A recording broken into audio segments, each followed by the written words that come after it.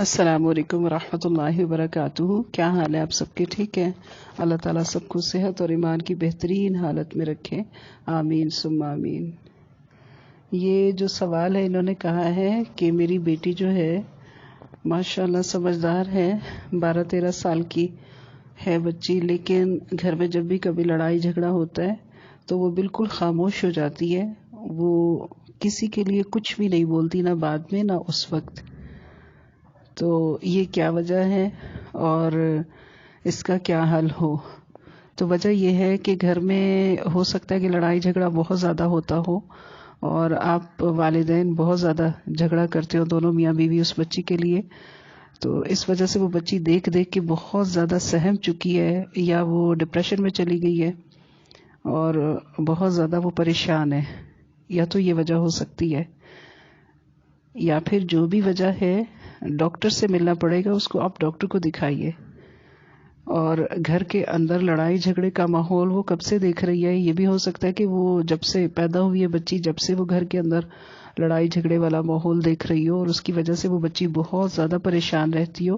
یقیناً وہ دوسرے کام بھی وقت پر نہیں کر سکتی ہوگی پریشانی کی وجہ سے، اور سست بھی ہوگی۔ اگر وہ سست ہے، بے چینی میں رہتی ہے ہر وقت، کھانا وانا ٹھیک سے نہیں کھاتی ہے، نماز کی پابندی نہیں کرتی ہے، اور پڑھائی میں بھی کمزور ہے، تو اس کا مطلب یہ ہے کہ وہ شدید پریشانی کا شکار ہے۔ تو اس کو ڈاکٹر کو دکھانے کی ضرورت ہے، اور ڈاکٹر سے بھی زیادہ، ڈاکٹر سے پہلے اگر آپ اپنے پیسے بچانا چاہتی ہیں اور اس کو بھی بچانا چاہتی ہیں، اس کی جان آپ کو پیاری ہے، یقیناً ظاہر ہے پیاری ہے آپ کو، بیٹی آپ کی وہ، تو گھر کا ماحول ٹھیک کرنے کے لیے آپ کو قربانی دینی پڑے گی اپنی بچی کی خاطر۔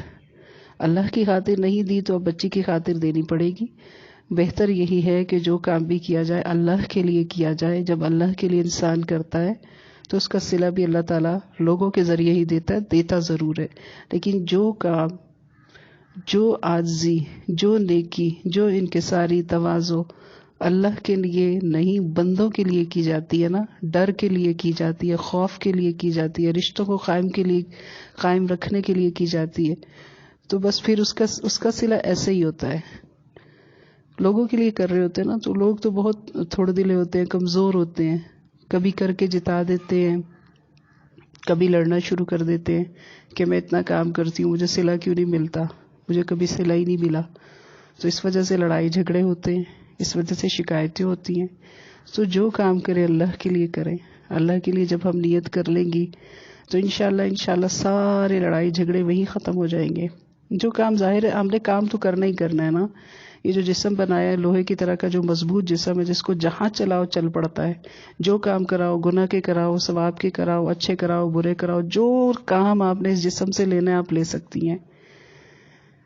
تو اس ظاہر اس نے کام تو کرنا ہی ہے۔ اگر جو نہیں کرتا نا کام، اس کو آپ چیک کیجئے گا، چاہے وہ بڑے بڑے محلوں میں رہ رہا ہو یا چھوٹے غریب گھر میں رہ رہا ہو، اس کا جسم ٹھیک نہیں ہے۔ سب سے زیادہ بیماریاں اسی کو ہی ہیں، جبکہ مزدور آدمی جو سب سے زیادہ اپنے جسم کو استعمال کرتا ہے کام کے لیے، وہ بالکل ٹھیک ٹھاک ہوتا ہے، نہ اس میں وٹامن ڈی کی کمی ہوتی ہے، نہ کیلشیم کی کمی ہوتی ہے۔ مزدور ہے، حالانکہ کھانے پینے کو بھی ٹھیک سے گھر میں ہوتا نہیں ہے۔ مزدور کی تنخواہیں، مزدور کی دہاڑی کتنی ہوتی ہے، لیکن وہ سب سے زیادہ صحت مند ہوتا ہے، سب سے زیادہ مشکل بھاری وزنی کام وہ کر سکتا ہے۔ وجہ کیا ہے کہ اس نے اپنے جسم کو پن پیک نہیں رکھا۔ اللہ نے استعمال کے لیے دیا تھا، استعمال کیا اور خوب کیا ہے اس نے، اس لیے وہ ٹھیک ٹھاک ہے۔ اس کے جسم کے سارے پرزے، سارے اعضاء بالکل ٹھیک کام کر رہے ہیں۔ ہمارے پرزے کیوں ڈھیلے پڑ جاتے ہیں؟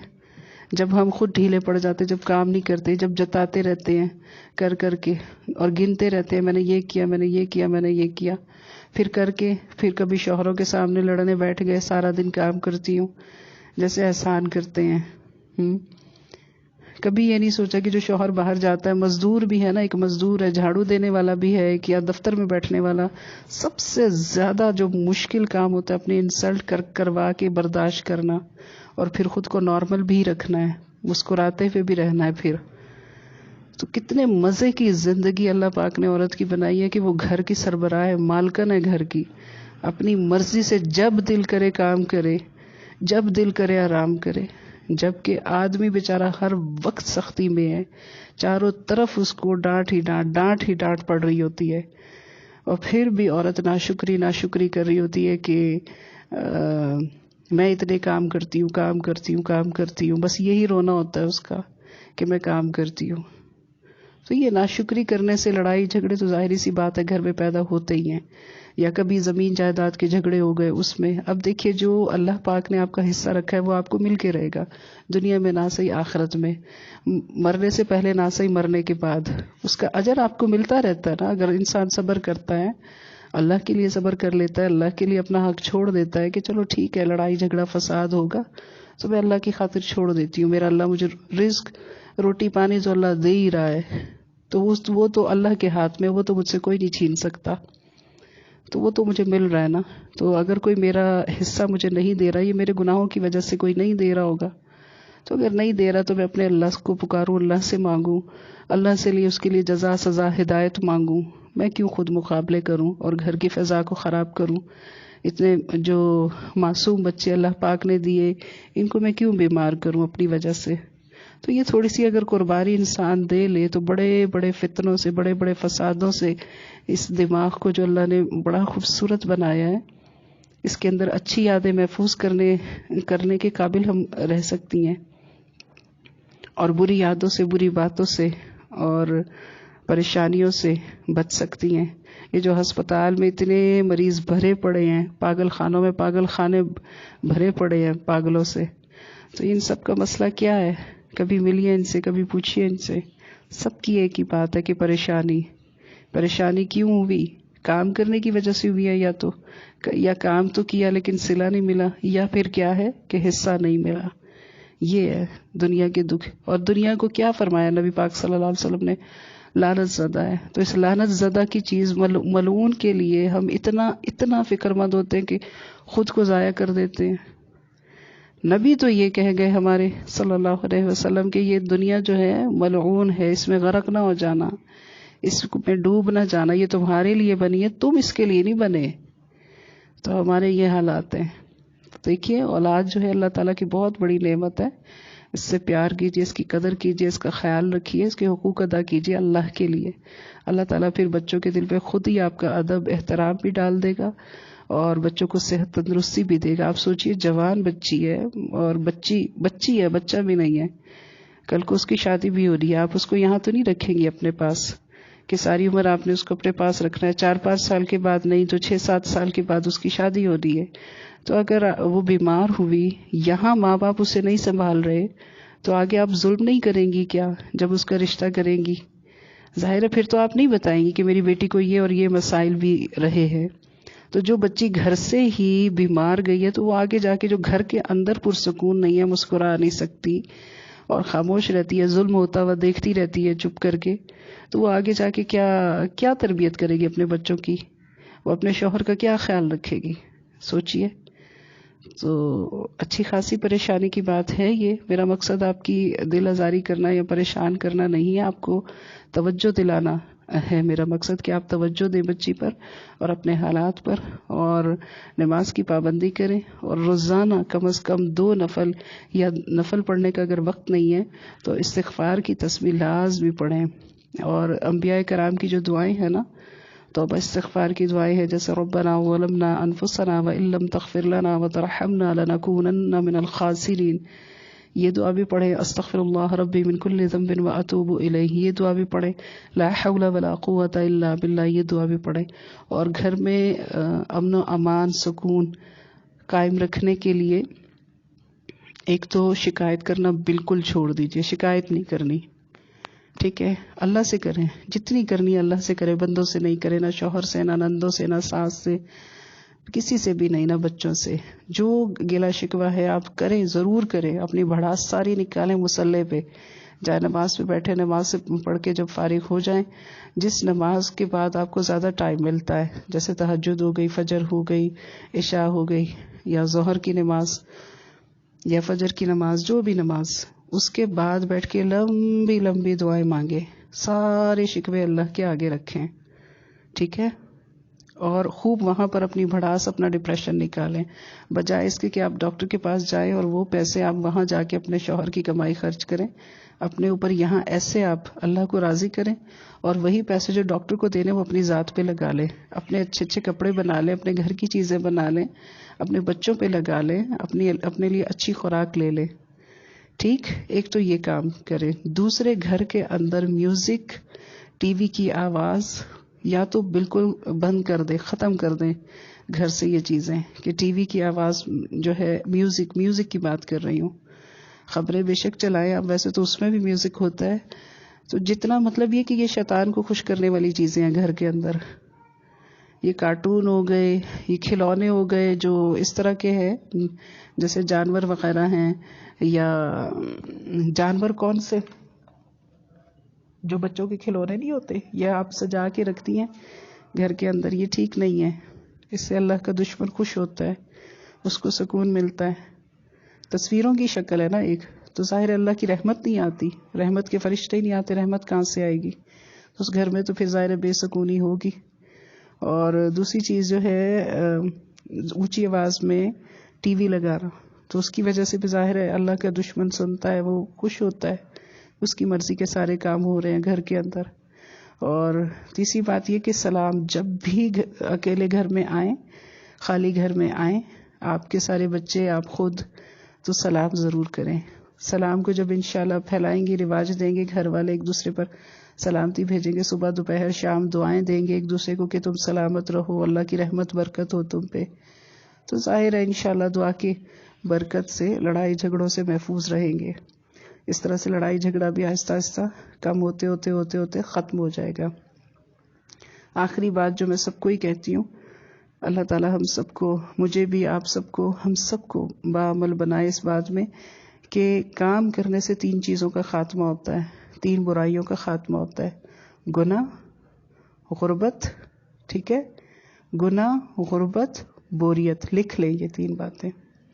3 چیزوں کا خاتمہ ہو جاتا ہے کام کرنے سے. گناہ کرنے کا وقت ہی نہیں ملتا. بوریت، انسان کا بور ہونے کا ٹائم ہی نہیں ہے آپ کے پاس.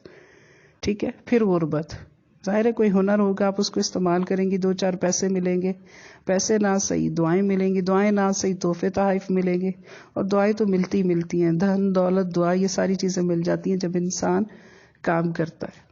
ٹھیک ہے. تو اپنے آپ کو، اپنے بچوں کو، شوہر کو مصروف رکھیں. اور اگر شوہر کو کام کرنے کی عادت نہیں ہے، گھر میں پڑا رہنے کی عادت ہے، گھر میں رہتے ہیں، تو بس آپ خاموشی سے ان کی خدمت کرتی جائیں اور اللہ سے ان کی شکایتیں کرتی جائیں، اور ہدایت بھی ساتھ ساتھ مانگتی رہیں، تو وہ بالکل ٹھیک ہو جائیں گے انشاءاللہ.